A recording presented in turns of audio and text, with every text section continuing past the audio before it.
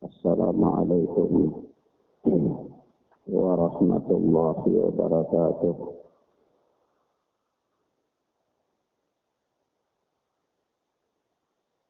Alhamdulillah hamdan katsiran thayyiban mubarakan fih.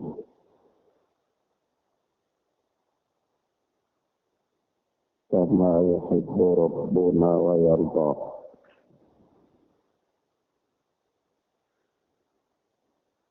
أشهد أن لا إله إلا الله وحده لا شريك له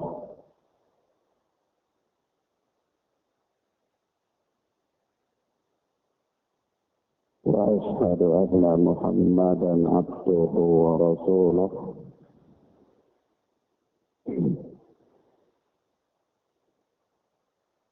صلى الله عليه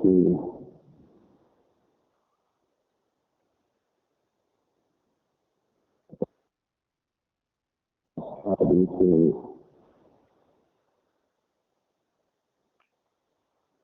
ومن تبعهم بإحسان إلى يوم الدين. أما بعد، إخوان وأخوات،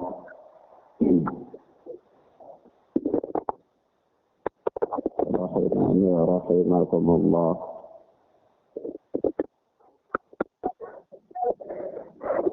Kita lanjutkan pelajaran kita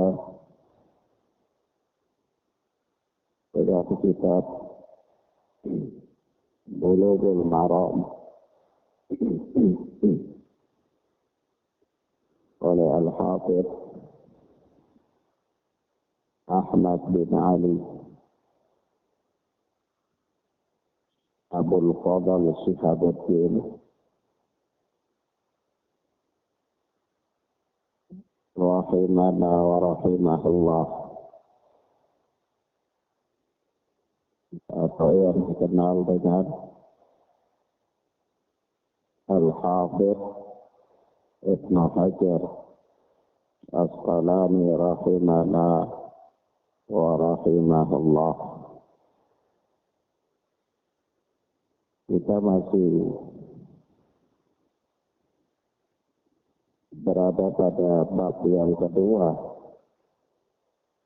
dari kitab Bulughul Maram, yaitu kitab Taharah.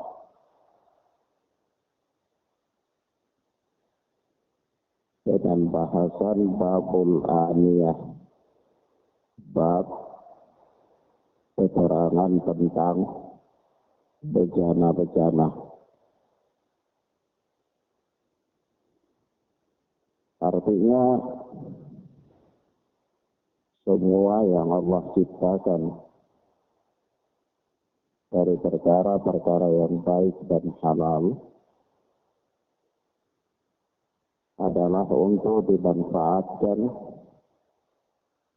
oleh manusia, khususnya kaum muslimin, orang-orang yang beriman. Sebagaimana Allah berfirman dalam surat Al-Baqarah ayat 29, "Walladzi khalaqa lakum ma fil ardi jami'an." Allah yang menciptakan segala apa yang ada di bumi ini semuanya untuk kalian. Naam. Jadi untuk orang-orang yang beriman. Kemudian Allah Tabaraka wa Ta'ala menetapkan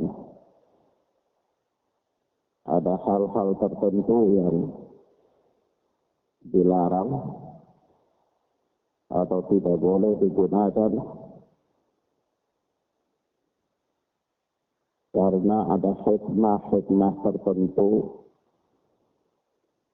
di balik larangan syariat itu.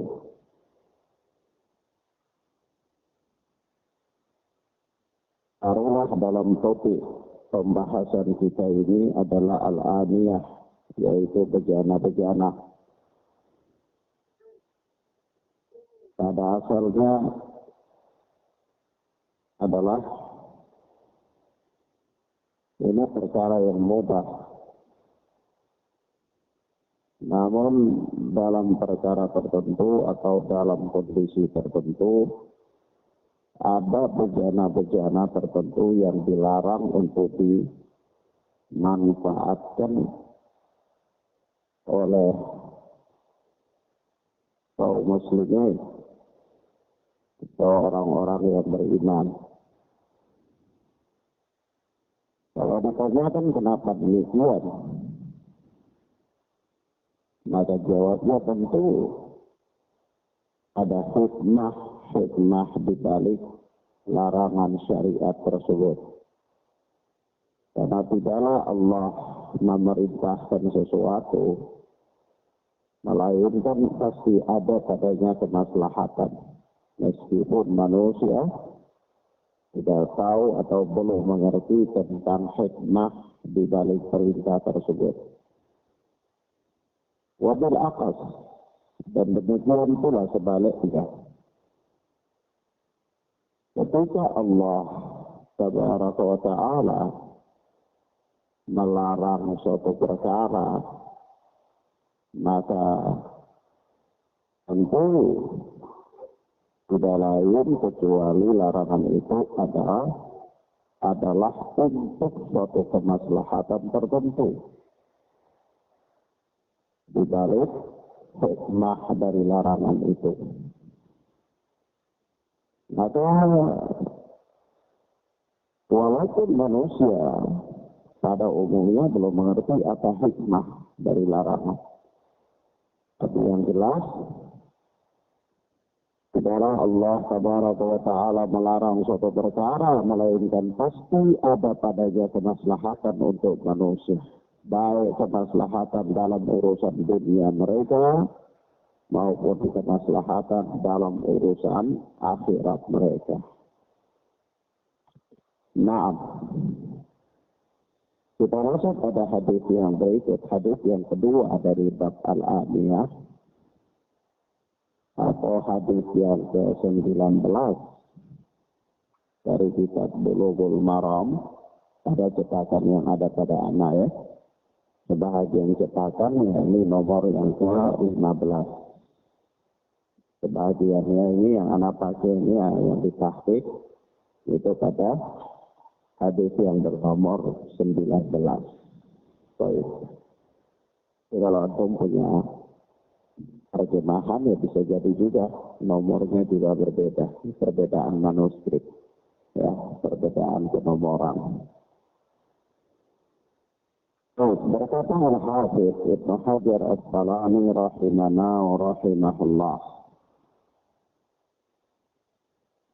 Wa an Ummu Salamah radhiyallahu anha qalat.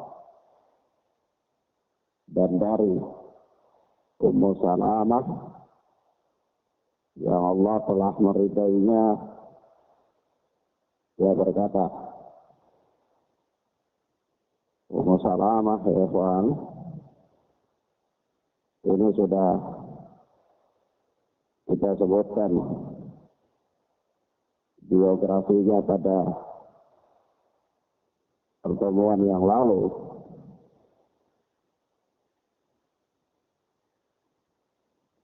Biografi singkat terkait dengan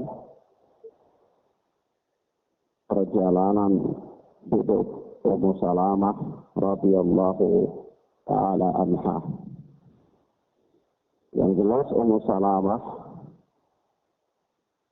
adalah wanita yang terhormat, wanita yang mulia, wanita yang cerdas, wanita yang cantik jelita, terkumpul padanya kebaikan-kebaikan. Beliau adalah istri dari seorang sahabat yang mulia, yaitu Abu Salamah. ketika Abu Salamah radhiyallahu ta'ala anhu ikut dalam perang Uhud yang terjadi pada tahun ketiga Hijriyah. Lalu pada peristiwa peperangan itu luar biasa, di mana kaum muslimin sekitar 70 orang yang wafat tewas dalam medan perang, termasuk sahabat yang mulia sekaligus paman Rasulullah sallallahu alaihi wasallam, yakni Hamzah radhiyallahu taala anhu, wafat dalam peperangan Uhud tersebut sebagai salah satu di antara para syuhada. Pada peristiwa Uhud, perang Uhud itu pula Rasulullah mengalami luka-luka, dan bahkan pada putaran pertama kaum muslimin sempat dibuat kocar-kacir oleh pasukan musyrikin. Naam. Lalu singkatnya pada perang itu Abu Salamah tertimpa luka-luka yang cukup parah. Ancaman tombak, sabetan, pedang, dan seterusnya di tubuh Abu Salamah. Sebenarnya dari perang Uhud pada tahun 3 Hijriah itu, Abu Salamah pun mengalami sakit, dan dengan sebab itu mengantarkannya pada kematiannya. Lalu setelah wafatnya Abu Salamah, Rasulullah sallallahu alaihi wasallam pun meminang Ummu Salamah sebagai seorang istri, dijadikan sebagai seorang istri setelah selesai masa iddahnya Ummu Salamah.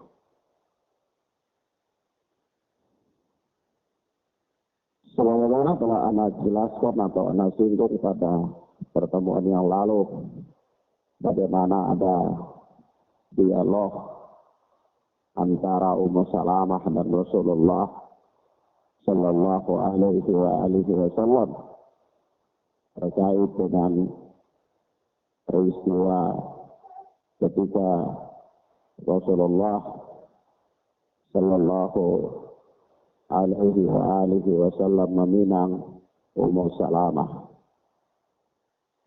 Ummu Salamah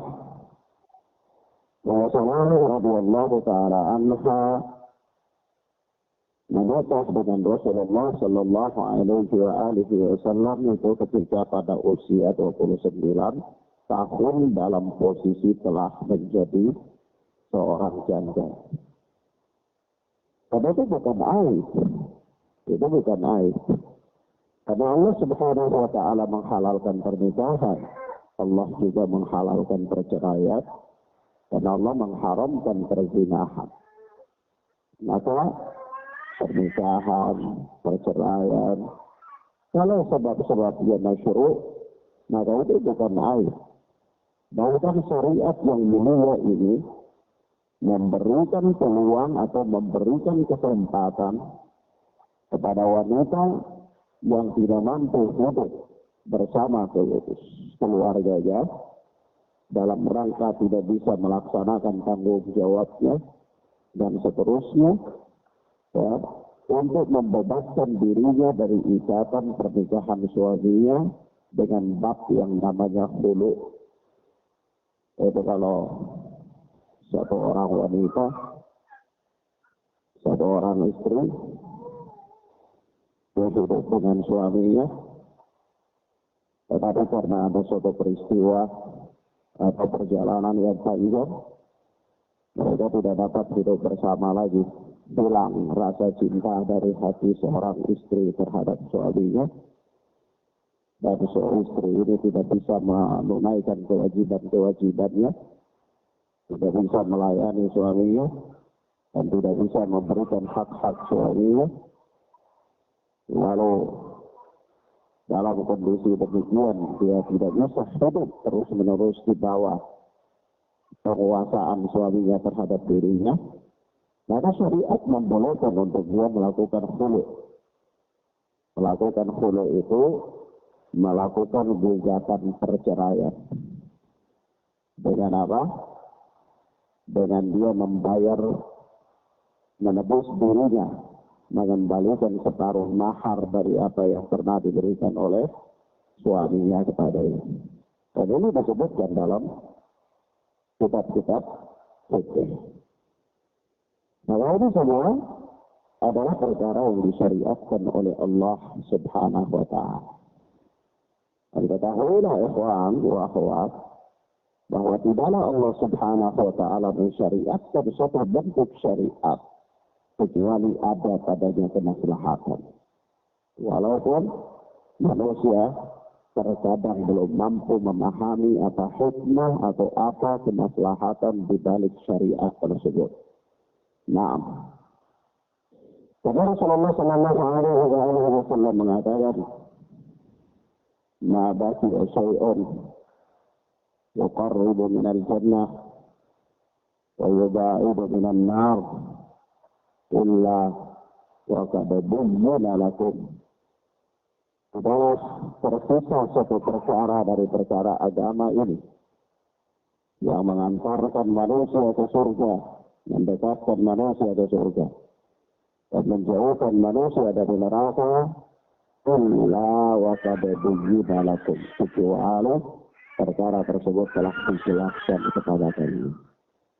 Ada semua penjelasan syariat itu terkandung di dalamnya dua hikmah yang besar, dua tujuan yang besar. Yang pertama, mendekatkan manusia ke surga atau memasukkan manusia ke surga. Yang kedua, menjauhkan manusia dari neraka. Menjauhkan manusia dari neraka.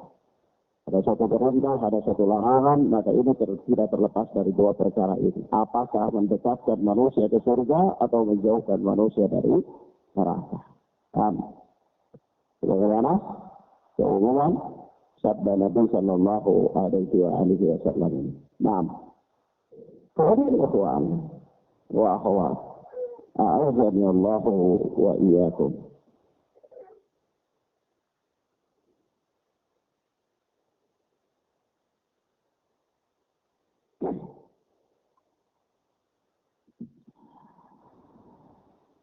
Ummu Salamah pun menikah dengan Rasulullah sallallahu alaihi wasallam itu pada tahun 4 Hijriah.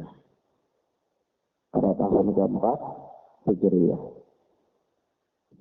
Ummu Salamah ini nama aslinya adalah Hindun binti Umayyah radhiyallahu ta'ala anha. Nama aslinya Ummu Salamah itu adalah Hindun binti Umayyah radhiyallahu ta'ala anha. Baik. Ummu Salamah berkata, "Qala Rasulullah sallallahu alaihi wasallam." Rasulullah sallallahu alaihi wasallam bersabda, "Alladhi yashrabu fi ina'il fiddah, inna ma yujarjiru fi batnihi nara jahannam." Orang yang minum dari bejana yang terbuat dari perak, sesungguhnya yujarjiru fi batnihi nara jahannam. Dia telah memasukkan ke dalam perutnya neraka jahannam. Yujarjir itu apa namanya? Bunyi air yang jatuh ke dalam perut itu namanya, kalau kita minum terus bunyinya kolok-kolok, air itu turun ke dalam perut, nah itu namanya yujarjir. Jadi orang yang mengasar dari bejana yang terbuat dari perak, itu sama dengan dia menurunkan api neraka ke dalam perutnya dengan bunyi yang demikian, sebagaimana orang itu minum air tersebut. Nah, Kata Al-Habib muttafaqun alaih, hadis ini dikeluarkan oleh Al-Imam Bukhari dan Muslim dalam sahih keduanya. Akhwan wa akhwat. Hadis ini jelas sekali menunjukkan kepada kita bahwa makan dari bejana yang terbuat dari perak ataupun emas hukumnya adalah haram. Hukumnya apa? Haram. Dan dia merupakan pelanggaran terhadap syariat. Merupakan pelanggaran terhadap syariat. Termasuk di antara dosa besar. Kenapa? Karena di sini ada ancaman dengan neraka. Ada ancaman dengan neraka. Sementara suatu dosa atau tanda-tanda sebuah dosa itu dikatakan dosa besar. Tanda-tanda sebuah dosa itu dikatakan dosa besar, itu ada kriterianya. Yang pertama, apabila diancam dengan neraka. Apabila diancam dengan neraka. Seperti dalam sabda Rasulullah sallallahu alaihi wasallam, "Ma asfara minal ka'baini minal izari fa finnar." Apa yang ada dari celana atau sarung di bawah kaki, maka dia diancam dengan neraka. Maka ini dosa besar.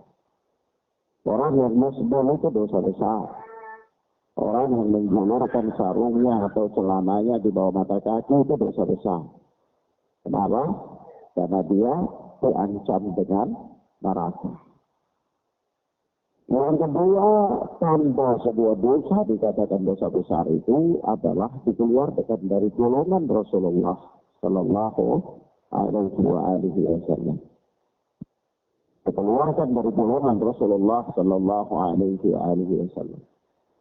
Seperti dalam hadis, "Man raghiba an sunnati falaysa minni." Barang siapa yang membenci sunnahku, maka dia bukan dari golonganku. Maka membenci sunnah Rasulullah adalah al-kabirah min al-kabair. Merupakan dosa besar. Merupakan apa? Dosa besar. Ada orang membenci sunnah Rasulullah. Membenci memelihara lihya, misalnya. Ya, membenci perkara-perkara yang memang disunnahkan oleh Rasulullah sallallahu alaihi wasallam, maka kata Rasulullah, "Falaysa minna," maka dia bukan dari falaysa minni, dia bukan dari golongan. Maka apa? Membenci sunnah Rasulullah sallallahu alaihi wasallam tergolong sebagai al-kabirah min al-kabair, dosa besar. Dosa besar. Kalau ditanyakan kenapa? Ya karena ancamannya dikeluarkan dari golongan Rasulullah sallallahu alaihi wasallam. Atau dalam hadis lain Rasulullah mengatakan, "Man ghasyana falaysa minna." Barang siapa yang menipu kami, maka dia bukan dari golongan kami.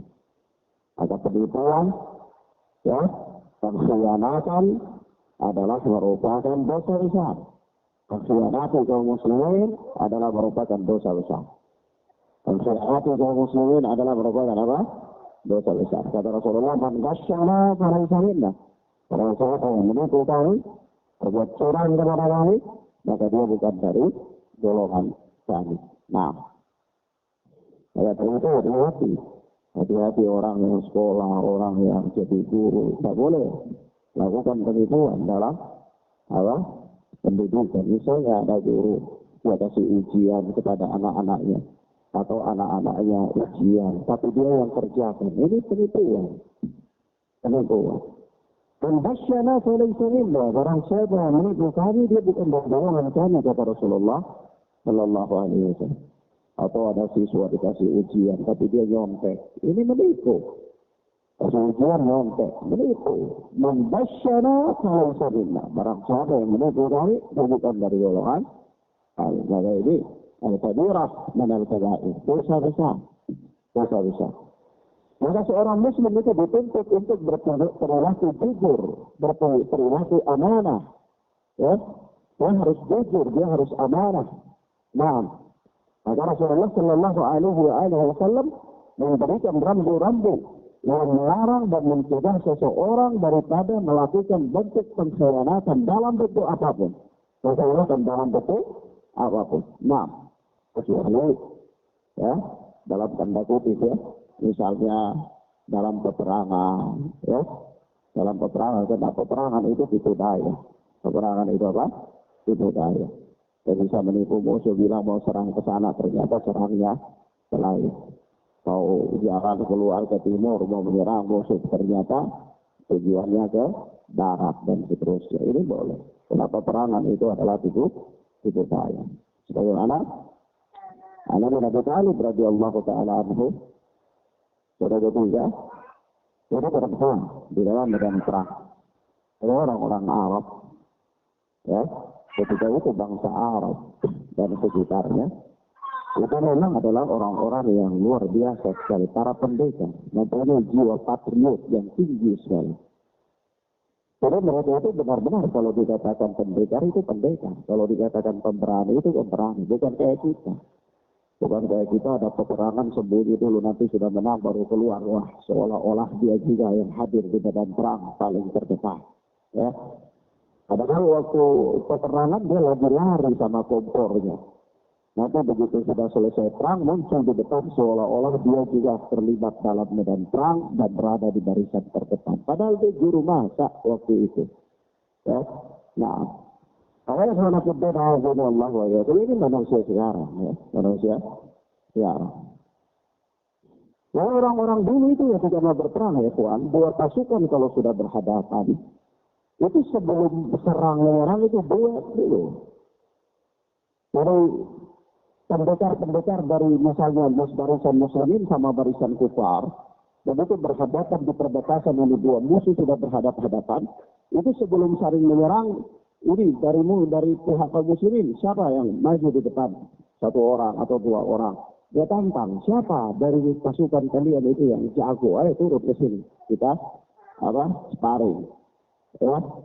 Nah, begitu nanti dari musuh pun dia utusanmu yang siapa yang kira-kira pendekar yang bisa melawan mereka. Begitu.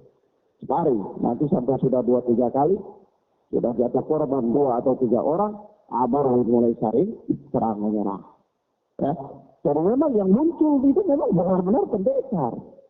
Ya, kalau ketiga Ali bin Abi Thalib radhiyallahu taala anhu dalam suatu peperangan itu dia muncul di barisan terdepan menantang musuh. Siapa di antara kalian yang bisa maju? Ternyata waktu itu dari pihak musuh yang menantang Ali bin Abi Thalib radhiyallahu taala anhu ini orangnya besar, kuat, besar. Ada di sebelah sama Ali bin Abi Thalib. Nah, ternyata ini juga, ya Batak ini luar biasa pendekar. Ali strategi. Begitu orang itu mau mendekat, kata Ali, maju kalian berdua sekalipun tidak ada masalah. Orang ini masa saya 2 orang. Begitu dia tengok ke belakang, ditikam sama Ali bin Abi Thalib. Mati. Kata Rasulullah, perang itu tipu daya. Ya, nah. Ya, nah. Kalau perang itu tipu daya. Ya, karena orang itu kan dia apa namanya? Dia merasa rendah. Kok masa dia 2 orang lawan 1 orang? Enggak lah. Harus satu-satu, ini satu-satu. Tapi begitu Ali bin Abi Thalib katakan, 2 orang maju sekalian tidak apa-apa. Masa saya 2 orang? Begitu dia lihat tengok ke belakang ya ditikam sama Ali bin Abi Thalib. Mati orang. Ya. Nah, ini apa kata Rasulullah perang itu tipu daya. Karena kebenaran Allah itu, jadi di antara perkara-perkara yang dikatakan atau tanda-tanda sebuah dosa dikatakan sebagai dosa besar. Kita kembali kepada topik kita, yaitu kata Rasulullah, "Alladzi yashrabu al-ghuda'il fiddah innama yujarjiru fi batnihi nara jahannam." Orang yang minum dari bejana yang terbuat dari perak, sesungguhnya dia sedang memasukkan ke dalam perutnya neraka jahannam. Dia sedang memasukkan ke dalam perutnya neraka jahannam. Nah, maka ini menunjukkan kepada kita bahwa orang yang makan atau minum dari tempat yang terbuat dari perak, demikian pula yang terbuat dari emas, maka ini hukumnya adalah haram. Hukumnya haram. Baik. Selanjutnya berkata Al-Habib Syahabuddin Ahmad bin Ali bin Muhammad rahimahullah wa rahimahullah wa Ali bin Abbas radhiyallahu anhu qala, dan dari Ibnu Abbas ya Allah telah meridainya, dia berkata, qala Rasulullah sallallahu alaihi wasallam, Rasulullah sallallahu alaihi wasallam bersabda, "Idza badara al-ihab faqad tahura." Apabila al-ihab, al-ihab yaitu kulit ya, kulit hewan. Apabila kulit hewan itu disamak, maka tahura, maka sungguh dia telah suci. Akhrajahu Muslim. Ada juga diriwayatkan oleh Imam Muslim rahimahullah di dalam sahihnya. Kata al-Hafidh indal arba'ah, dari pada riwayat yang 4, yaitu riwayat Tirmidzi, riwayat Nasa'i, riwayat Ibnu Majah, riwayat Ahmad. Ya, Ahmad, Tirmidzi, Abu Daud, Nasa'i, Ibnu Majah. Tirmidzi, ya, Abu Daud, Nasa'i, Ibnu Majah. Nah, pada riwayat yang 4 itu tersebut dengan kalimat ayyuba ihabin bugita, kulit apa saja yang sudah disamak. Kulit apa saja yang sudah disamak. Baik. Kemudian Allah wa iyyakum, ya, tambahan yang dalam riwayat 4 ini adalah riwayat yang sahih. Riwayat oleh Imam Abu Daud dalam sunannya ada 6 pembahasan tentang libas pakaian. Begitu pula diriwayatkan oleh Imam An-Nasa'i ada bab kulit bangkai. Diriwayatkan oleh Imam Tirmidzi ada kitab libas pakaian, juga diriwayatkan oleh Imam Ibnu Majah. Dan hadis ini disahihkan oleh Al-Allamah Al-Albani rahimahullah dalam Sahih Sunan Abu Daud. Wallahu a'lam bis-shawab.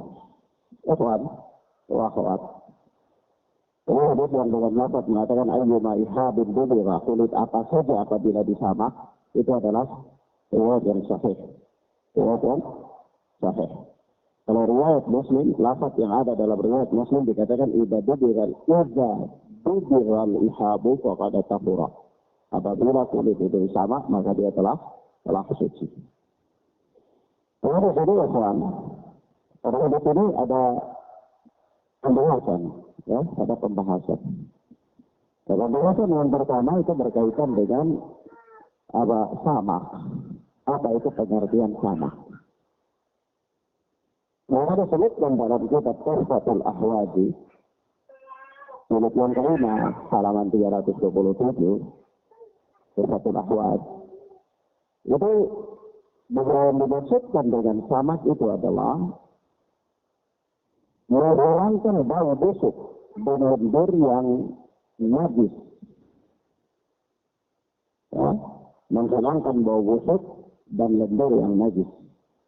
Nah, dengan menggunakan benda-benda atau obat-obatan tertentu dan lainnya. Nah, ada obat-obatan atau benda-benda tertentu yang intinya menghilangkan bau busuk yang ada pada kulit dan lendir yang najis pada kulit itu, kalau sudah hilang, maka itu sudah dinamakan apa? Sama. Dinamakan apa? Sama. Baik. Ibrahim Al-Nakhai berkata, menggunakan adalah segala sesuatu yang bisa merusak. Nah, bisa merusak kulit. Maksudnya, sama itu dilakukan dengan segala sesuatu yang bisa merusak kulit. Maksudnya bisa menghilangkan lendir yang najis dan bau yang busuk yang ada pada kulit. Begitu. Ya, segala sesuatu. Jadi kalau Dan itu kita lihat ya pada asalnya di bangsa Arab ketika itu kalau samak itu biasanya mereka masak air di panci besar, pakai daun-daun sidir, daun bidara, lalu kulit itu dicelupkan ke dalam itu, dikasih mendidih sampai sekiranya sudah cukup. Kalau kulit itu diangkat, dijemur. Nanti sudah tidak ada lendirnya, sudah tidak ada baunya. Maka ini sudah dinamakan samak. Ya? Tapi kalau kita itu sekarang mungkin ya di sini kita kasih campur. Ya. Kalau ada kulit bangkau itu kita kupas begitu, kita kuliti, ambil kulitnya kasih campur, jemur, hilang lendirnya, hilang baunya. Nah, ini sudah, maka sudah jadi suci. Nah, paham ya? Maka ada suara kita, Allah wa yakum. Ada di sini, suara kita, Allah wa yakum. Kita katakan bahwa ada beberapa faedah. Faedah yang pertama, bahwa cara mensucikan kulit itu adalah dengan bersama. Mensucikan kulit adalah dengan bersama. Nah, kalau itu Ustaz, apakah kulit itu najis? Apakah kulit itu najis? Kalau kulit hewan yang disembelih, tidak. Tapi kalau bangkai ya najis. Bangkai apa? Najis. Ya. Nah, ada kambing sudah mati. Tapi Ustaz, sayang, kulitnya ini kan mahal. Ya. Misalnya ya. Kita butuh kulitnya. Apakah boleh diambil kulitnya? Boleh. Tapi dia najis, kulit bangkai. Iya, kulitnya dia. Bangkainya ditanam, tubuhnya, kulitnya diambil. Tapi dia najis, dia mau sucikan dia. Bagaimana cara sucikan dia? Yaitu samak dia. Ya. Paham ya? Baik. Saya sangat berbeda dengan Allah wa yakum. Yang pertama, kulit itu kalau disamak atau cara mensucikan kulit adalah dengan cara disamak. Ayat yang dimaksudkan di sini adalah kulit bangkai yang nanti kita sebutkan pada lafaz berikutnya. Apa hadis berikut yaitu hadis Salamah bin Muhabbib. Salamah bin Muhabbib. Baik. Yang kedua, Ustaz, apakah semua kulit itu kalau disamak dia sudah suci? Atau ada kulit-kulit tertentu yang walaupun disamak dia tetap najis? Ya, dia tetap najis. Maka dalam bab ini, ya ada pertanyaan ini, para ulama berselisih pendapat tentang jawabannya. Sebagian para ulama mengatakan ada kulit-kulit tertentu apabila disamak dia tetap najis. Seperti kulitnya hewan-hewan yang haram. Yang kedua seperti kulitnya hewan binatang buas. Kulit serigala, kulit macan, ya, kulit buaya, buas gitu ya. Nah, dan seterusnya. Ini pendapat sebagian para ulama. Adapun jumhur ulama, mayoritas ulama, kalau dinamakan jumhur itu berarti 3 madhab ya. Dari 4 madhab yang terkenal, 3 madhab, itu sudah dikatakan jumhur. Ya, dari madhab Hanafi, madhab Maliki, madhab Syafi'i, madhab Hambali. Kalau ada 3 saja dari 4 madhab ini yang mengakui satu pendapat, itu dinamakan pendapat itu dipegang oleh jumhur. Paham ya? Nah, kebanyakan. Jadi jumhur itu bukan manusia dari ufuk timur sampai ufuk barat di dunia ini, bukan. Ya? Kalau manusia dari ufuk timur sampai ufuk barat di dunia ini, maka orang-orang juhala pun berbicara di sana nanti. Padahal orang-orang juhala ini komentarnya nggak dianggap. Ya? Ya, nah, jadi memang dalam perkara agama ini orang-orang tertentu saja yang boleh ngomong. Nggak boleh semua orang ngomong. Nggak boleh. Jadi kalau imam-imamnya sudah ngomong, ya umat ini mewakili saja. Imam-imam itu terwakili. Ya, karena umat ini nggak boleh mengeluarkan pendapat sendiri. Sekarang antum mengeluarkan pendapat atas dasar apa? Keilmuan antum apa? Ya. Kalau semua orang harus berbicara, nanti orang yang ngajinya baru ikra pun mau kasih keluar pendapat. Ya. Nah kalau mau kasih keluar pendapat sementara ngajinya baru abata, ya kan repot. Pendapat apa yang mau dikeluarkan? Ya. Maka dari itu umat ini mengikuti imam-imam mereka. mengikuti imam-imam mereka. Tapi kalau imam-imam mereka sudah nyatakan sesuatu, ya umat ini ikut mereka. Karena apa? Karena umat ini adalah para juhala, orang-orang jahil. Yang mengikuti kepada orang-orang alim. Karena Allah Subhanahu wa taala berfirman, "Fas'alu ahla dzikri in kuntum la ta'lamun." Bertanyalah kepada ahli ilmu jika engkau tidak tahu. Jika engkau tidak tahu, lalu kasih keluar pendapat sendiri, ngawur nanti. Ya? Nah, orang bikin sambal balado saja tidak bisa sembarangan orang. Ya? Masak saja ada sekolahnya, sekolah koki. Ya? Sekolah tata boga itu, masak itu ada sekolahnya. Apalagi ini agama. Ini agama. Bola kaki ini ada sekolahnya. Bola kaki. Padahal cuma masuk lapangan tendang-tendang. Ada sekolahnya. Ya, ada sekolahnya. Iya ya? Nah, apalagi ini perkara agama. Orang apa? Kesalahannya itu bisa fatal. Kenapa? Karena kalau salah, keliru, dilemparkan ke dalam neraka. Lemparkan ke dalam apa? Neraka. Karena Allah Subhanahu wa taala berfirman, "La taqfu ma laysa laka bihi ilmun, inna sam'a wal basara wal fuad, ulaika kana anhu mas'ul." Janganlah engkau mengikuti sesuatu yang kau tidak punya dasar ilmu tentangnya, karena sesungguhnya pendengaran, penglihatan dan hatimu akan ditanya nanti di akhirat oleh Allah. Bahwa di sini ada haram mengeluarkan pendapat tanpa ilmu. Wa taqulu bi alsinatikum al-kadhiba hadha halalun wa hadha haram. Janganlah kalian berkata dengan lisan kalian secara dusta bahwa ini halal dan ini haram. Litaftaru 'ala Allahi al-kadhiba, untuk mengadakan kedustaan atas nama Allah. Tidak boleh. Maka itu Allah berfirman, "Qul innama harrama rabbi al-fawahisha ma dhahara minha wa ma batana. والبغي بغير الحق وأن تشركوا بالله ما لم ينزل به سلطان وأن تقولوا على الله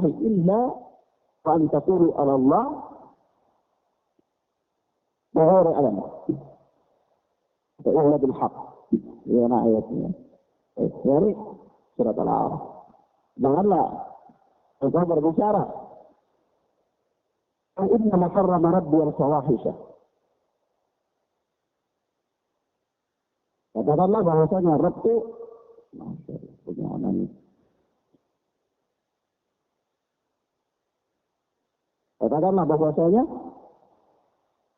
itu mengharamkan bagi itu al-fawahisha, perbuatan keji, ma dhahara wa ma batan, yang nampak maupun yang tersembunyi. Wal baghy bi ghairil haqq, dan apa? Memakan harta anak yatim tanpa hak. Surat Al-A'raf.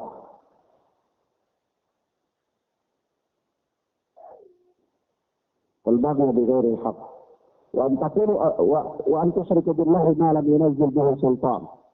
Dan engkau mempersekutukan Allah dengan sesuatu yang Allah Subhanahu wa taala sudah menurunkan bukti atasnya. Nah, qul inna harrama rabbi al-fawahisha ma dhahara minha wa ma batan wal ithma wal baghy bighairi al-haqq wa an tusyriku billahi ma lam yunzil bihi sultan wa an taqulu 'ala Allahi ma la ta'lamun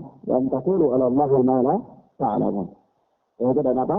Perhatikan susunan ayat ini, surat Al-A'raf ayat 33. Kata Allah katakan apa? Qul inna harrama rabbi al-fawahisha. Katakanlah bahwa Rabbku mengharamkan al-fawahisha, perkara yang keji, la dhahara minha wa ma batan, yang nampak maupun yang tidak nampak. Wal ithma, dan dosa. Wal baghy bighairi al-haq, memakan harta anak yatim dengan cara yang tidak benar. Wa an tusyriku billahi ma lam yunzil bihi sultan, dan engkau mempersekutukan Allah dengan sesuatu yang Allah tidak turunkan bukti atasnya. Ini Allah haramkan semua. Jadi ada berapa itu? Al-fawahish, al-ithma, al-baghy bighairi al-haq, syirik. Ya, 4. Yang kelima, perhatikan, wa an taqulu 'ala Allahi ma la ta'lamun. Yaitu dan Rabbku mengharamkan engkau berbicara atas nama Allah dengan apa-apa yang tidak engkau ketahui. Nah, di sini ikhwan, berbicara atas nama Allah tanpa ilmu adalah haram. Adalah apa? Haram. Bahkan Al-Allama Ibn Qayyim Al-Jauziyah rahimana wa rahimahullah dalam kitabnya I'lamul Muwaqqi'in menjelaskan bahwa dalam ayat ini Allah mulai keharaman dengan yang rendah dan Allah berhenti pada keharaman yang tinggi. Maka keharaman yang paling tinggi dalam ayat ini adalah berbicara atas nama Allah tanpa ilmu. Berbicara atas nama Allah tanpa ilmu. Itu dosanya lebih besar daripada dosa kesyirikan. Kenapa? Karena terjadi kesyirikan pun disebabkan karena berbicara agama tanpa ilmu. Ya? Nah, ini suara fitnah Allah wa iyyakum. Jadi, kemudian apa? Kemudian di sini jumhur ulama. Jumhur ulama kita kembali kepada topik pembahasan kita, yaitu jumhur ulama berpendapat bahwa kulit apa saja kalau sudah disamak maka dia suci, sampai kulit babi, kulit anjing pun kalau sudah disamak maka dia suci. Maka Islam bisa, ya bisa. Mereka berdalil dengan kalimat Rasulullah, "Ayyuma iradud bidika." Kulit apa saja apabila disamak. Ya, kulit apa saja apabila disamak. Nah, Ustaz kalau begitu yang rajih mana? Yang rajih, yang anak pandang rajih dan anak yakini bahwa kulit apa saja kalau sudah disamak suci. Tapi jangan antum kalau begitu lalu mau bikin rabana dari kulit babi ya. Nah, jangan kalau untuk ini kulit babi kalau disamak juga kan suci ya. Tapi ya nah suci. Kalau begitu bikin rabana dari kulit babi saya jadi ingat. Begitu antum ada main-main di rabana orang beli ini bunyinya bagus. Ini kawan tuh ini kulitnya apa? Nggak tahu. Ini kulit babi bisa heboh. Bisa heboh satu bagian. Kalau kalangan orang alim, ya dia fine-fine saja, baik-baik saja. Karena memang dia tahu ilmunya. Kulit babi, kulit apa yang rusak, mulai ibadah juga. Ibadah dengan usaha, maka ada tasura. Apabila kulit sudah disamak, maka suci. Ayyuma, terhadap ibadah juga. Kulit apa saja, apabila disamak. Jadi dia paham ilmunya. Karena kalau orang nggak paham ilmunya kan heboh ini. Heboh, bisa terjadi. Dikasih alat di mana-mana. Ya. Nanti bisa bilang, oh Masya Allah, masih ini ngaji-ngaji di MDH kok bikin apa kemana dari kulit babi, gimana lagi? Ya, ya, jadi kalau ini MDH ini ada dari sesat berarti kan? Nah, baik. Nah, ini hal yang kita katakan bahwa ya, ini pendapat yang anak pandang kuat. Ya, pendapat yang anak pandang kuat adalah pendapat jumhur ulama yang mengatakan bahwa kulit apa saja kalau sudah disamak maka dia suci. Termasuk hewan yang haram. Termasuk hewan yang haram. Baik. Tapi ini kita beri catatan. Ustaz, apakah kulit hewan binatang buas kalau sudah disamak maka dia suci? Jawabnya iya. Kulit binatang buas kalau sudah disamak maka dia pun suci. Pertanyaan kedua. Katakan ya. Apakah boleh memperjualbelikan kulit binatang buas? Kulit buaya Ustaz.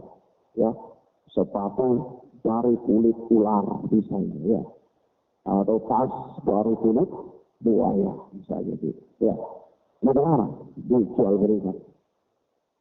Maka jawabannya adalah menjual kulit binatang buas adalah haram. Tidak boleh memperdagangkan kulit binatang buas. Dari sisi jual beli kulit binatang buas haram. Tapi kalau ditanyakan apakah kulit binatang buas kalau sudah disamak dia suci, kita katakan iya dia suci. Tetapi walaupun dia suci, maka berarti dia boleh apa? Diperjual belikan. Kenapa? Karena menjual belikan kulit binatang buas ada larangan tersendiri. Ada larangan tersendiri. Paham ya? Seperti apa ya kawan? Seperti emas. Emas ini suci. Ya. Bahkan emas adalah perhiasan dan emas adalah benda termahal. Tapi di dalam melakukan transaksi emas, jual beli emas, itu ada syarat-syaratnya. Ada syarat-syaratnya. Nah, transaksi emas begitu saja, tidak bisa. Harus memenuhi syarat. Yaitu apa? Ya dan biadin, muslim biwasbih. Yaitu apa? Karena emas ini termasuk barang ribawi, maka transaksinya itu harus memenuhi dua syarat. Yaitu ya dan biadin, muslim biwasbih. Yaitu kontan, cash. Ya. Karena barang, kasih uang. Kasih apa? Tukar-menukar, ya. Nah. Dan kalau misalnya emas itu ditukar dengan emas, maka dia harus mislan bi mislim. Dia harus sama. Misalnya emas 1 gram harus ditukar dengan emas 1 gram. Tidak peduli emas itu emas lama atau emas baru. Ya. Ini emas lama Ustaz, ini emas baru. Tapi karena ini emas lama ditambah dengan uang sedikit, oh tidak boleh. Dalam syariat tidak boleh. Ya. Dia emas lama atau emas baru, kalau ditukar dengan emas sama-sama, anting seorang punya anting sudah patah, ini 1 gram. Dan ditukar dengan anting baru yang belum patah, boleh 1 gram. Tapi karena ini sudah patah, kita tambah uang 500.000 atau 200.000, oh tidak boleh, haram. Ini termasuk riba. Ya. Walaupun anting itu sudah patah, ukurannya 1 gram, dan anting ini belum patah, ukurannya 1 gram, mislan sama-sama boleh. Ya, sama-sama. Dan transaksinya tidak boleh kredit. Tidak boleh kredit. Tidak boleh beli emas itu lewat online, tidak boleh. Karena tidak memenuhi syarat, dan dia serah terima. Serah terima. Paham ya? Nah, dari itu, Ustaz bagaimana kalau emas dengan uang? Kalau emas dengan uang maka cukup memenuhi satu syarat saja. Tidak harus muslim muslim karena nilainya sudah berbeda. Tetapi cukup memenuhi syarat dia dan dia kontan. Kontan. Ustaz, Anda mau tukar tambah emas. Ini ada cincin 2 gram. Anda mau tukar lagi dengan cincin 3 gram. Tapi Anda tambah dengan uang sekian untuk mendapatkan cincin 3 gram. Oh, la Yesus. Tidak boleh. Haram. Solusinya bagaimana? Jual saja cincinmu 2 gram itu. Harganya berapa, kemudian kau tambah dan kau beli yang baru 3 gram. Ya? Nah, paham ya? Tidak boleh tukar tambah. Tidak boleh tukar tambah emas. Kenapa? Karena emas adalah barang ribawi. Emas adalah barang ribawi. Baik, paham ya? Nah, begitu juga garam. Garam barang ribawi. Tidak boleh untuk tukar garam yang halus dengan garam yang kasar, tapi kilonya berbeda. Ya? Garam yang kasar 2 kilo, garam yang halus 1 kilo. Tidak boleh. Harus dua-duanya sama, mislan bemislan. 1 kilo, 1 kilo. Ustaz, Anda mau tukar garam dengan garam tapi kredit. Anda ambil garam kasar hari ini dulu, nanti besok baru Anda ganti dengan garam yang halus. Oh, la yajuz. Tidak boleh. Karena garam adalah barang ribawi. Ya? Nah, harus apa? Dan biadin. Kontan. Serah terima barang. Jadi kalau garam dengan uang, boleh kredit. Boleh kredit. Ya, kalau garam dengan uang. Baik. Paham ya, Soalnya? Paham. Tapi kalau uang dengan emas tidak boleh. Karena dia punya ilat yang salah. Ini nanti ada dalam bahasan jual beli. Tetapi kembali kepada topik di sini, anak ingin memberikan contoh ini kepada antum supaya memberikan gambaran bahwa tidak selamanya benda yang suci itu bisa bebas diperdagangkan. Begitu. Paham ya? Karena masuk di dalam bab jual beli, ini ada aturan-aturan khusus terhadap benda-benda tertentu. Ya? Seperti apa? Kucing. Kucing ini dia kotorannya bukan najis. Ya, kemudian memberikan indikasi bahwa kucing itu bukan binatang yang najis. Paham? Karena dia tawafina alaikum. Karena kucing itu adalah hewan-hewan yang ada di sekitar kalian, kan begitu. Ya, dia bukan najis. Persoalannya, bolehkah jual beli kucing? Begitu. Bolehkah jual beli kucing? Bukan najis. Dan ayam juga bukan najis, Ustaz. Kita boleh memperjualbelikan ayam. Sekarang boleh memperjualbelikan kucing. Para ulama berselisih pendapat. Jumhur ulama mengatakan tidak boleh. Berhubung karena ada hadis di dalam Sahih Muslim yang melarang dari jual beli kucing. Tetapi sebagian ulama mengatakan boleh. Kenapa? Karena hadis Muslim itu hadis yang illat menurut mereka. Ada cacatnya. Ya, tidak sahih dalam pandangan mereka. Nah, Ustaz, itu Sahih Muslim itu ada sahih. Nah, ini bahasannya luas, bahasan tinggi ya, tentu belum sampai sih. Nah, tetapi anak katakan bahwasanya ya hadis-hadis dalam Sahih Bukhari dan Sahih Muslim itu ada hadis-hadis yang dipertentangkan oleh para ulama. Ada sebagian ulama terdahulu juga mendhaifkan. Ya, nah, sebagiannya ya. Nah, baik. Akan hal ikhwan fillah ini anak ingin menyampaikan gambaran ini kepada antum untuk mengatakan bahwasanya kembali kepada topik kita bahwa kulit hewan binatang buas walaupun kalau sudah disamak dia suci, itu pun tidak berarti dia boleh diperdagangkan secara bebas. Ya, dia tidak boleh diperdagangkan. Paham ya? Tidak boleh diperdagangkan. Jadi Ustaz, kulit ular bagaimana? Tidak boleh diperdagangkan. Ya, kulit buaya Ustaz, tidak boleh diperdagangkan. Kulit macan tidak boleh diperdagangkan. Tapi kok saya punya tas dari kulit macan? Ya, ini. Tadi dia hadiahin Ustaz sama seorang, oh boleh hadiah atau apa-apa. Ya, boleh, paham ya? Ini ada kulit buaya, mau bikin apa? Dan pinggang. Oh boleh, mari apakan? Ya saya hadiahkan aja, Ustaz. Untuk oh itu ambil. Kalau nggak bisa bikin bantingnya, ya anak kasih ke pengrajin, bayar ongkosnya, ambil, ya udah. Gitu. Ya. Nah, tapi kalau jual beli, kulit buaya ada seukuran sekian senti, harganya sekian senti, harganya sekian ya. Sebagaimana orang-orang yang apa? Punya pekerjaan apa?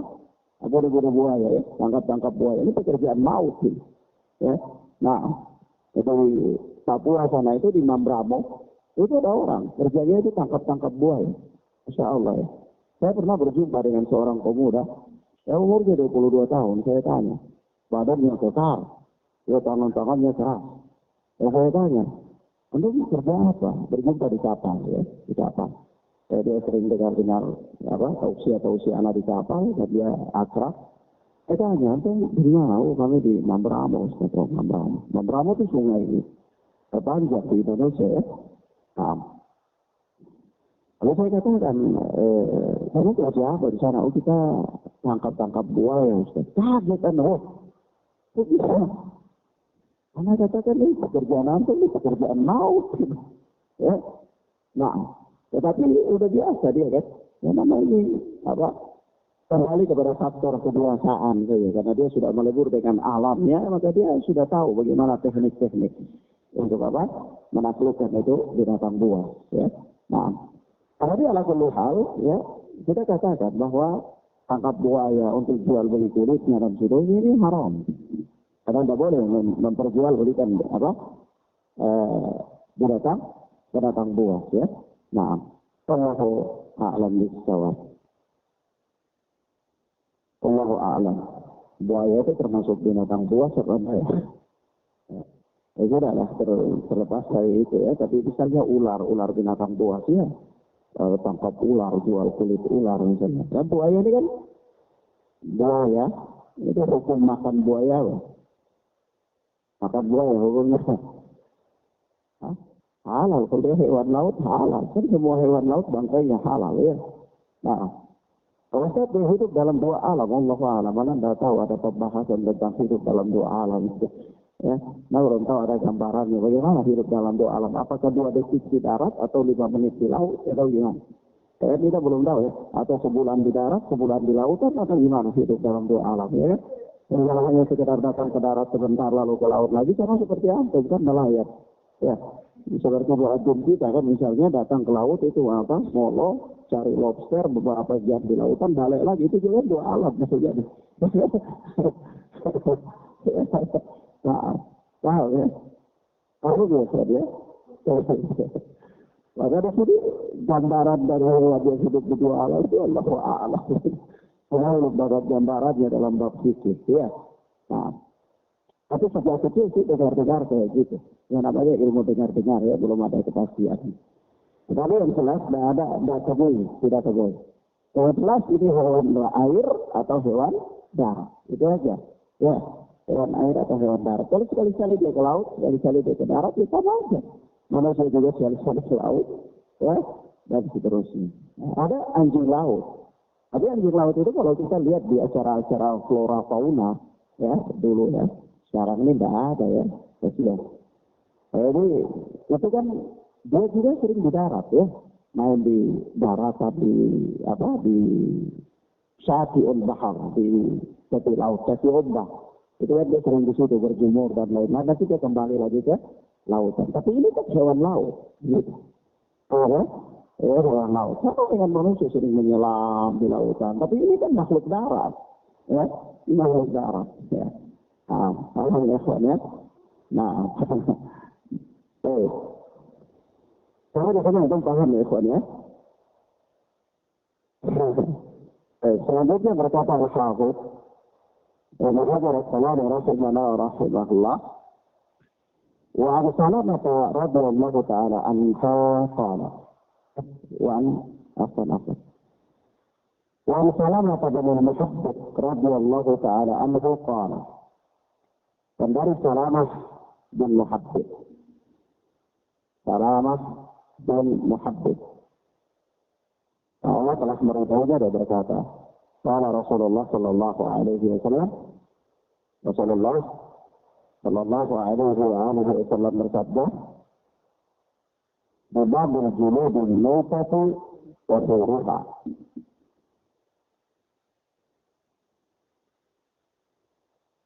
Jadi, babul juludil maitati, menyamak kulit bangkai, wa suruha adalah mensucikannya. Ya, menyamak kulit bangkai adalah mensucikannya. Jadi kalau kulit itu bangkainya, antar ketemu bangkai, eman-eman dibuang, kulitnya bermanfaat misalnya ya, dibutuhkan, maka kulitnya diambil disama dengan demikian dia sudah jadi suci, bisa dibuat jadi tikar, tempat duduk, alas ya, atau bahkan zaman dulu itu dibuat jadi gentong, tempat air ya, tempat air. Itu kirbah di Arab itu pada zaman dulu ya. Dan kalau antum misalnya Allah berikan kemudahan, misal antum suatu saat datang ke Makkah Al-Mukarramah, itu kalau antum sempat itu pergi ke museum Makkah Al-Mukarramah, tidak jauh dari Makkah, itu tidak jauh, kira-kira dari sini ke sekitar 6 kilo, 7 kiloan gitu ya. Nah itu ada museum, ada terus sampai di sana. Antum bisa lihat di museum itu ada kirbah, tempat air zaman dulu, ya. Nah itu dari kulit. Jadi mereka jahit seperti ember gitu, ya. Jadi ada pentutupnya juga, di situ biasanya ditaruh air. Nah kalau ini, kalau kita katakan, loh Ustaz, kenapa agama ini sampai luar biasa sekali bicara tentang kulit, mau ngapain kulit itu? Ya, mau buat apa dengan kulit? Kalau kita bilang, kita katakan bahwa memang kita, ya, hidup di zaman modern, mungkin kulit itu tidak terlalu begitu berarti bagi kita. Karena kenapa? Sudah ada tikar, ya. Mau ada tikar, ada kasur, ada ember dari plastik, ada apa. Jadi kita mungkin tidak terlalu berarti. Tetapi kehidupan di zaman dulu, ini kulit sangat berarti. Ya, bisa dibikin alas tempat duduk, bisa dibikin tempat air dan seterusnya. Tempat itu bahkan juga itu penyimpanan air itu juga kan dari kulit. Maka dari itu, karena hal ini sangat dibutuhkan oleh manusia, maka agama menjelaskannya. Ya, karena berpikir Allah Subhanahu wa Ta'ala yang menciptakan manusia, ya. Allah tahu kebutuhan manusia. Lalu manusia ini sangat butuh terhadap suatu perkara, sementara Allah tidak jelaskan perkara itu. Ini namanya suatu bentuk kezaliman dan Allah tidak zalim, ya. Dan suatu bentuk keterlantaran dan Allah tidak akan menelantarkan hamba-hambanya. Maka dari itu apa-apa yang sangat dibutuhkan oleh manusia Allah jelaskan dalam syariat. Bahwa ini boleh, ini tidak boleh, ini boleh, ini tidak boleh. Supaya apa? Supaya manusia berinteraksi dengannya itu dengan batasan-batasan yang diridai oleh Allah Subhanahu wa Ta'ala. Kalau gitu pula manusia ini sangat butuh perdagangan. Maka agama menjelaskan tentang perdagangan. Manusia ini sangat butuh terhadap pasangan hidup, pernikahan misalnya. Maka agama menjelaskan bab nikah. Iya, begitu. Jadi apa-apa yang dibutuhkan oleh manusia itu dijelaskan oleh agama. Jadi tidak sembarangan. Manusia tidak dibiarkan terlantar begitu saja. Maka dari itu, perhatikan ya kawan. Syekh Muhammad bin Abdul Wahhab rahimahullah wa rahimahullah, dalam kitab beliau Salasatul Usul, itu beliau berkata begini, "I'lam rahimakallah." Ya, ketahuilah semoga Allah merahmati engkau. "Annallaha khalaqana wa razaqana." Bahwa sesungguhnya Allah telah menciptakan kita dan Allah berikan kita rezeki. Ya. Jadi Allah tidak ciptakan kita, lalu biarkan kita mati kelaparan. Oh, ini namanya kedoliman dan Allah tidak dolim, ya kan? Tapi Allah ciptakan kita supaya jangan kita mati, Allah berikan kita rezeki. Supaya apa? Supaya kita bisa mempertahankan kehidupan kita. Begitu kalau Allah ciptakan semut, Allah berikan semut itu rezeki. Allah ciptakan burung, Allah berikan burung itu rezeki. Allah ciptakan kuda, Allah berikan kuda itu rezeki. Hatta Allah ciptakan apa saja, dan Allah berikan apa yang Allah ciptakan itu rezeki. Kalau makhluk hidup yang dia butuh makan, ya. Nah, Kata wama min dabbatin fil ardi illa 'ala Allahi rizquha. Tidaklah ada suatu binatang melata pun di permukaan bumi ini melainkan rezekinya menjadi tanggungan Allah Subhanahu wa taala. Binatang itu rezekinya menjadi tanggungan Allah, apalagi manusia antum besar ini. Rezekinya itu menjadi tanggungan Allah. Antum perlu makan, perlu punya rezeki supaya apa? Beribadah kepada Allah Tabaraka wa ta'ala. Maka Allah tidak akan menelantarkan. Lalu perhatikan kata beliau, Annallaha khalaqana wa razaqana. Sesungguhnya Allah menciptakan kita dan memberikan kita rezeki. Lalu kata beliau selanjutnya, walam yatrukna hamalan. Dan Allah tidak menelantarkan kita, membiarkan kita sia-sia begitu saja. Bal arsala ilaina rasulan. Bahkan Allah mengutus kepada kita seorang rasul. Man ata'ahu dakhalal jannah wa man asahu dakhalan nar. Siapa yang menaati Rasul itu dia masuk surga, dan siapa yang mendurhakainya dia masuk neraka. Maksudnya apa? Rasul itu datang sebagai suatu bukti bahwa Allah tidak menelantarkan manusia. Bahwa manusia itu hidup bukan makan dan minum, tetapi adanya Rasul supaya manusia itu tidak terlantar, yaitu mereka tahu bagaimana cara beribadah kepada Allah. Rasul itu menjelaskan apa-apa yang dibutuhkan manusia. Manusia butuh terhadap makan dan minum, Rasul menjelaskan makanan-makanan yang halal.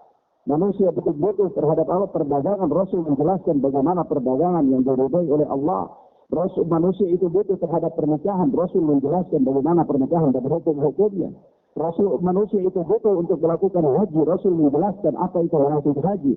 Manusia itu butuh terhadap puasa, maka Rasul jelaskan bagaimana puasa yang disyariatkan dan seterusnya begitu. Bal arsala ilaina rasulan. Bahkan Allah mengutus kepada kita Rasul. Dari konsepnya di sini adalah apa-apa yang sangat dibutuhkan oleh manusia itu dijelaskan oleh Allah Subhanahu wa taala. Sampai pun di sini perkara kulit. Sekarang mungkin zaman modern kita anggap sepele, kulit ngapain, bahkan kulit kita buang-buang, nggak butuh dan seterusnya. Tetapi pada zaman-zaman sebelumnya ini perkara yang sangat dibutuhkan dan manusia berinteraksi dengannya. Karena manusia berinteraksi dengannya, maka agama menjelaskannya. Baik. Kemudian Ikhwanuddin Azza wa iyyakum, kata Al-Hafidz Ibnu Hajar Asqalani, sahahahu Ibnu Hibban. Hadis ini disahihkan oleh Ibnu Hibban. Ayo ikhwan, Azza wa iyyakum. Hadis ini adalah hadis yang sahih. Hadis salah Abu Muhaddits adalah hadis yang sahih. Disebutkan oleh Al-Allamah Ar-Rabbani rahimahullah, dan beliau mensahihkan hadis ini. Walaupun memang ada pembahasan yang panjang terhadap hadis ini. Yaitu dalam hadis ini ada rawi yang kemudian diperbincangkan. Tetapi hadis ini mempunyai syahid-syahid, saksi-saksi pendukung. Dan di antaranya saksi pendukung adalah dari hadis Aisyah radhiyallahu taala anha. Atau hadis ini adalah hadis yang sahih. Hadis yang sahih. Bagaimana beliau terangkan dalam kitab beliau Ghayatul Maram. Awalnya dikarenakan hadis ini sahih, maka hadis ini menjelaskan kepada kita atau memberikan faedah kepada kita bahwa kulit bangkai itu apabila disamak dia menjadi suci. Kulit bangkai apabila disamak maka dia menjadi suci. Wallahu a'lam bishawab. Walaupun kulit bangkai apabila disamak maka dia menjadi suci. Jadi kalau ada bangkai, misalnya antum sangat butuh dengan kulitnya, apa diambil. Kemudian cara membersihkannya adalah disamak. Jadi disamak itu direbus dengan daun bidara atau dibuat cara apapun yang bisa menghilangkan baunya dan lendirnya, maka dia sudah teranggap sebagai samak. Kalau sekarang itu zaman modern, maka samak itu melalui teknologi juga ya, mungkin melalui semacam penyulingan atau apa begitu ya. Ala kulli hal itu semuanya sudah dikategorikan sebagai sama, ya, sebagai sama. Wallahu a'lam bishawab. Ikhwan, Ya, kita cukupkan pelajaran kita sampai di sini. Kita lanjutkan pada pertemuan berikutnya biiznillah ta'ala. Hadanallahu wa iyyakum wa barakallahu fikum. Allahumma yassir lana wa la tu'assir alana. Allahumma barik lana fima a'tait. Allahumma barik lana fima a'tait. Allahumma inna nas'aluka rizqan thayyiban wa ilman nafi'an wa amalan mutaqabbalah. Allahumma astur auratana wa amin rawatina. Allahumma inna nas'aluka rizqan thayyiban wa ilman nafi'an wa amalan mutaqabbalah.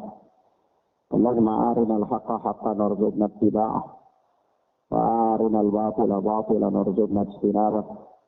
Wa sallallahu ala nabiyyina Muhammad wa ala alihi wa sahbihi wa sallam. Subhanallahumma bihamdika asyhadu an la ilaha illa anta astaghfiruka wa atubu ilaik. Wassalamu alaikum warahmatullahi wabarakatuh.